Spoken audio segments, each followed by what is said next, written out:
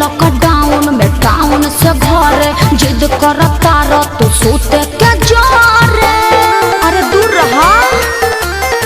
Lockdown में town से घरे जिद करता रह तू सोते के जोरे। तो ठीक है कैला बाकी सुत जा भर पेट खा के। तो ठीक है कैला बाकी सुत जा भर पेट खा के।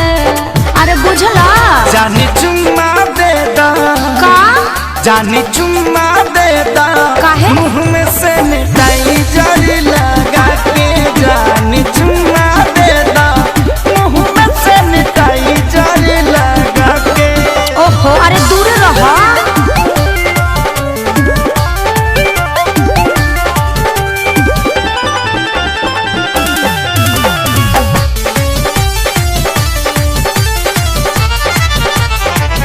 तनी छुट्टी आनी कसहु लुका के। अच्छा कटा करल आधा पेटा खा के।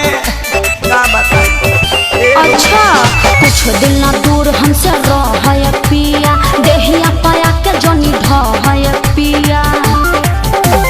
पता बा हमारा काहे खातिर आइल बड़ो गुत्ता के। पता बा हमारा काहे खातिर आइल बड़ो गुत्ता के। जौन सोचत बड़ा ना होई। जानी चुम्मा दे दा चुप रहा। जानी चुम्मा दे दा ना मनवा सैनिटाइजर लगा के। जानी चुम्मा दे दा मुँह में सैनिटाइजर लगा के। और जीत काहे पहले बड़ा।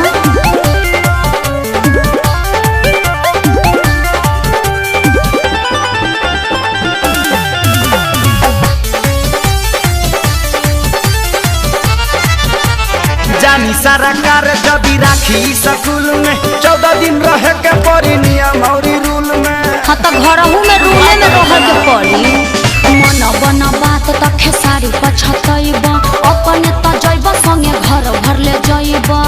समझ में आइल। पवन धनंजय सोनू विकास रहायो भी डरा के। पवन धनंजय सोनू विकास रहायो भी डरा के। एगो चुम्मे के बात बना ना भगवा। जानी चुम्मा दे दा फेर उहे बात। धनी चुम्मा दे दा मुँह में सैनिटाइजर लगा के।